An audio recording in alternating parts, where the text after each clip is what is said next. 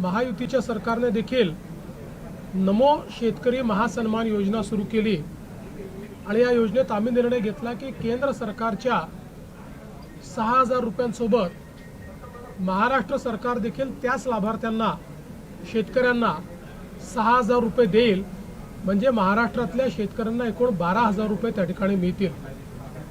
आपल्याला कल्पना आहे की या संदर्भात दर 4 महिन्यांनी आपण 2,000 रुपये त्या ठिकाणी त्यांच्या खात्यामध्ये देतो, 2,000 केंद्र सरकार देते, असं 3 हप्त्यांमध्ये आपण हे पैसे देत असतो।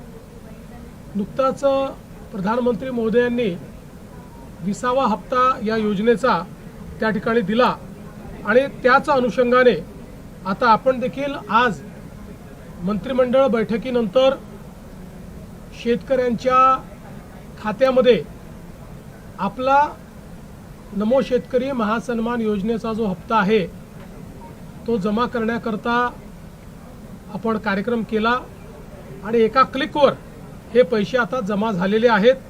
जवळपास 91,65,156 एवढ्या शेतकऱ्यांच्या 91,65,156 शेतकऱ्यांच्या खात्यामध्ये जवळपास 1,892 कोटी आणि 61 लाख 1,892 कोटी आणि 61 लाख रुपये हे आपण आज जमा केलेले आहेत। आणि मला विश्वास आहे की ही जी काही मदत आपण करतो त्याच्या पाठीमागचा आपला हेतू हा असतो की शेतीच्या कामामध्ये जे काही छोटे मोठे खर्च शेतकऱ्यांना येतात किंवा अनुषंगिक खर्च येतात त्याच्यामध्ये त्यांना मदत मिळाली पाहिजे।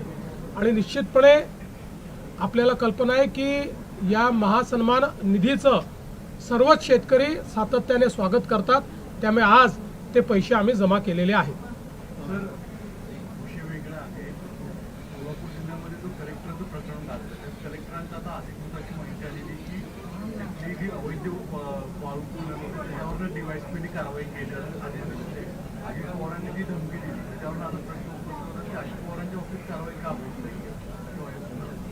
बघा, असं आहे की या संदर्भात जी काही कायदेशीर कारवाई करायची ती कायदेशीर कारवाई झालेली आहे। प्रकरणाची अजून पूर्ण माहिती आणि रिपोर्ट हा माझ्याकडे आलेला नाही, तो जिल्हाधिकाऱ्यांना मी मागितलेला आहे, तुम्ही मागणार आहे। एक गोष्ट आपण लक्षात घेतली पाहिजे की अजितदादांनीही या संदर्भात स्पष्टीकरण दिलेलं आहे। खूप वेळा समोरच्या बाजूला काय चाललं आहे याची आपल्याला कल्पना नसते। अनेक वेळा आमच्याकडे निवेदनं येतात, त्या निवेदनावर आम्ही कारवाई करा असं लिहितो, मात्र त्या निवेदनात सांगितलेली वस्तुस्थिती आणि प्रत्यक्षातली वस्तुस्थिती यात खूप अंतर असतं। मग अशा परिस्थितीमध्ये अधिकारी आमच्या नजरेस आणून देतात की आपण जरी कारवाई करा म्हटलं असलं तरी यांनी दिलेली वस्तुस्थिती योग्य नाही आहे, खरी स्थिती वेगळी आहे आणि त्या आधारावर कामं होतात। त्यामुळे या संदर्भात आता अजितदादांनी खुलासा केलेला आहे आणि मी स्वतः या संपूर्ण प्रकरणाचा रिपोर्ट देखील मागितलेला आहे। सध्या तरी एवढंच मला असं वाटतं पुरेसं आहे। दुसऱ्या बाजूला राष्ट्रीय पातळीवरती आज उपराष्ट्रपती पदाची निवडणूक आहे। विरोधकांकडून असं म्हटलं जातं की क्रॉस वोटिंग होईल आणि एनडीएतले सुद्धा काही खासदार आमच्या यूपीएच्या उमेदवाराला मतदान करतील। त्यांनी निश्चित स्वप्न पाहत राहावं। मी एवढंच म्हणेन, आगे आगे देखिए होता है क्या। महाराष्ट्रात क्रॉस वोटिंग होईल, आगे आगे देखिए होता है क्या।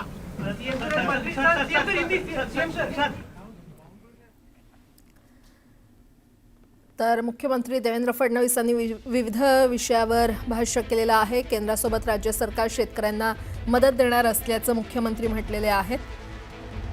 शेतकऱ्यांच्या खात्यात नमो शेतकरी योजनेचा हप्ता जमा झाला असल्याचं देखील मुख्यमंत्र्यांनी स्पष्ट केलंय।